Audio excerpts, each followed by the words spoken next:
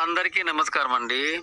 సంఘ జీవనంగా సాగిస్తున్న మన మానవ జాతి జీవన విధానము విచిత్ర అధోగతిలోకి వేడ్చబడింది.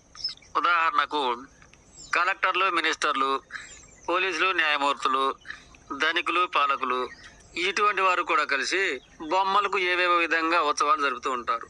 వివాహాలు కూడా చేస్తూ ఉంటారు. ఇటువంటి స్థితిలో వేలు లక్షలు ఖర్చు వేస్తూ వెనకాడబోరు. అమాయక పేద ప్రజలను సందాలుగా పిండి ఎంతో అంగరంగ వైభవంగా ఆ విధమైన అజ్ఞానాంధకార బూటకాలకి వైభవంగా జరుపుతూ అదే గొప్ప జ్ఞానం అనుకుని మురిసిపోతారు. చిత్రంగా ఈ కార్యాలలో పెద్ద పెద్ద వారంతా అతిథులై వస్తారు. ఈ విచిత్రము వ్యవస్థదా, వ్యక్తులదా? ఖచ్చితంగా వ్యవస్థదే. ఈ వ్యవస్థే కొందరిని బీదవాడిగా చిత్రీకరించి పక్కన పెట్టి, ఇక అట్టివాడు ఆకలి అన్నం అడిగినా, అనారోగ్యం వచ్చి ఔషధం అడిగినా, ఆపదలు తీర్చమని ప్రాధాయపడినా, క్రిందేడు మేదేడి లోకాలు వెతికినా ఏరి ఆదుకునేవారు. ఈ లోపం కూడా ఎవరిది? వ్యక్తిదా, వ్యవస్థదా? ఖచ్చితంగా వ్యవస్థదే.